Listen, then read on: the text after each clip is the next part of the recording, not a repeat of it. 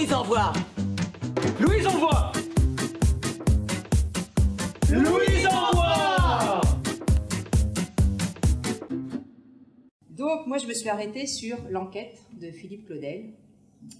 Avec ce que j'en avais lu, j'avais cru comprendre que c'était un récit sur une vague de suicide dans une entreprise.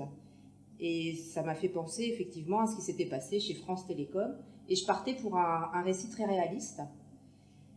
Et en fait, je me suis laissée embarquer dans une histoire très kafkaïenne, très déboussolante, où rien de ce qui se passe est normal.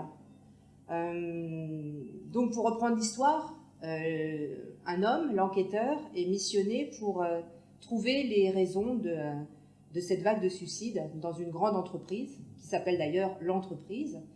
Et donc il arrive dans cette entreprise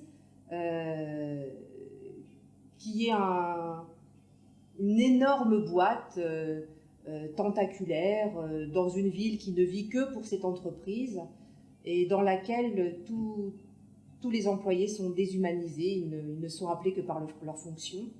Et ce pauvre enquêteur va vivre des situations complètement absurdes, irréelles, tragiques. C'est un vrai cauchemar pour lui et pour nous aussi, puisqu'on est embarqué avec lui et que rien n'est réaliste.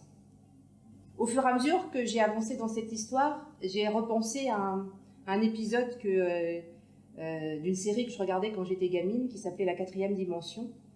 Un épisode dans lequel on voyait une famille vivre donc son quotidien dans une maison et en même temps subir des accidents invraisemblables. À un moment donné, une partie de la maison fondait complètement. À un autre moment, ils étaient